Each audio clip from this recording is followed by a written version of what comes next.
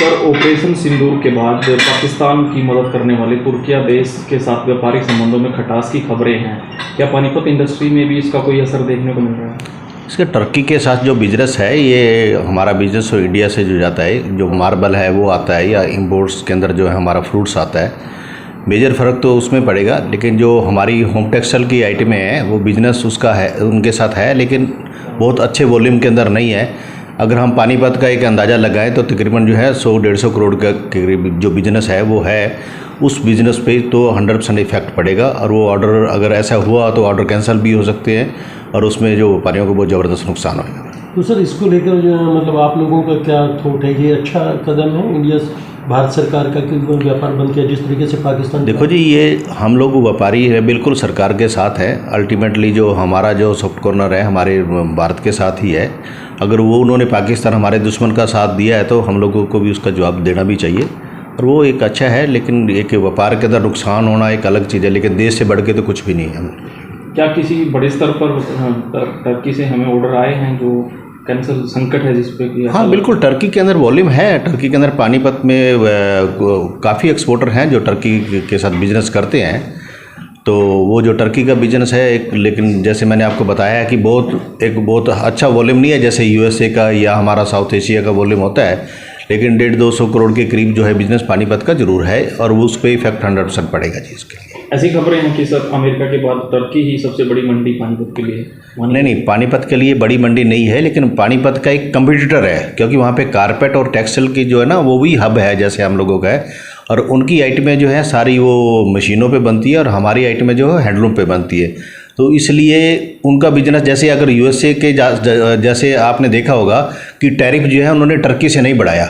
उसका रीज़न ये था कि अब आगे आने वाला टाइम जो है, जैसे अब हमारे ऊपर उन्होंने 26% का कर दिया है, 16% बढ़ गया है, तो हमारा एक बड़ा कंपटीटर टर्की जरूर है इस टेक्सटाइल के अंदर। सर, अपना परिचय दे दीजिए। Vinod Mirza, chairman Haryana chamber of commerce and industry. Sir, operation Sindoor के बाद पाकिस्तान की मदद करने वाले तुर्की देश के साथ व्यापारिक संबंधों में खटास की खबरें हैं। क्या पानीपत इंडस्ट्री में भी इसका कोई असर देखने को मिल रहा है? इसके टर्की के साथ जो बिज़नेस है, ये हमारा बिज़नेस इंडिया से जो जाता है, जो मार्बल है वो आता है, या इम्पोर्ट्स के अंदर जो है हमारा फ्रूट्स आता है। मेजर फ़र्क तो उसमें पड़ेगा, लेकिन जो हमारी होम टेक्सटाइल की आइटमें हैं वो बिज़नेस उसका है, उनके साथ है, लेकिन बहुत अच्छे वॉल्यूम के अंदर नहीं है। अगर हम पानीपत का एक अंदाज़ा लगाएं तो तकरीबन जो है 100-150 करोड़ का करीब जो बिज़नेस है वो है। उस बिज़नेस पे तो 100% इफेक्ट पड़ेगा, और वो ऑर्डर अगर ऐसा हुआ तो ऑर्डर कैंसिल भी हो सकते हैं, और उसमें जो व्यापारियों को बहुत ज़बरदस्त नुकसान होगा। तो सर, इसको लेकर जो मतलब आप लोगों का क्या थॉट है? ये अच्छा कदम है इंडिया भारत सरकार का कि व्यापार बंद किया जिस तरीके से पाकिस्तान? देखो जी, ये हम लोग व्यापारी है, बिल्कुल सरकार के साथ है। अल्टीमेटली जो हमारा जो सॉफ्ट कॉर्नर है हमारे भारत के साथ ही है।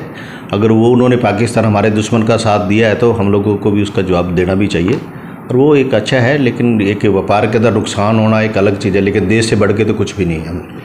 क्या किसी बड़े स्तर पर टर्की से हमें ऑर्डर आए हैं जो कैंसल संकट है जिस पे कि? हाँ बिल्कुल, टर्की के अंदर वॉल्यूम है। टर्की के अंदर पानीपत में काफ़ी एक्सपोर्टर हैं जो टर्की के साथ बिजनेस करते हैं। तो वो जो टर्की का बिजनेस है एक, लेकिन जैसे मैंने आपको बताया कि बहुत अच्छा वॉल्यूम नहीं है जैसे यूएसए का या हमारा साउथ एशिया का वॉल्यूम होता है, लेकिन 150-200 करोड़ के करीब जो है बिजनेस पानीपत का जरूर है, और वो उस पर इफेक्ट 100% पड़ेगा जी इसके लिए। ऐसी खबरें हैं कि सर अमेरिका के बाद टर्की ही सबसे बड़ी मंडी पानीपत के लिए? नहीं, पानीपत के लिए बड़ी मंडी नहीं है, लेकिन पानीपत का एक कंपटीटर है, क्योंकि वहाँ पे कारपेट और टेक्सटाइल की जो है ना वो भी हब है जैसे हम लोगों का है, और उनकी आइटमें जो है सारी वो मशीनों पे बनती है, और हमारी आइटमें जो है हैंडलूम पे बनती है। तो इसलिए उनका बिजनेस, जैसे अगर यूएसए के जैसे आपने देखा होगा कि टैरिफ जो है उन्होंने टर्की से नहीं बढ़ाया। उसका रीज़न ये था कि अब आगे आने वाला टाइम जो है, जैसे अब हमारे ऊपर उन्होंने 26% का कर दिया है, 16% बढ़ गया है, तो हमारा एक बड़ा कंपटीटर टर्की जरूर है इस टेक्सटाइल के अंदर। सर, अपना परिचय दे दीजिए। Vinod Mirza, chairman Haryana chamber of commerce and industry.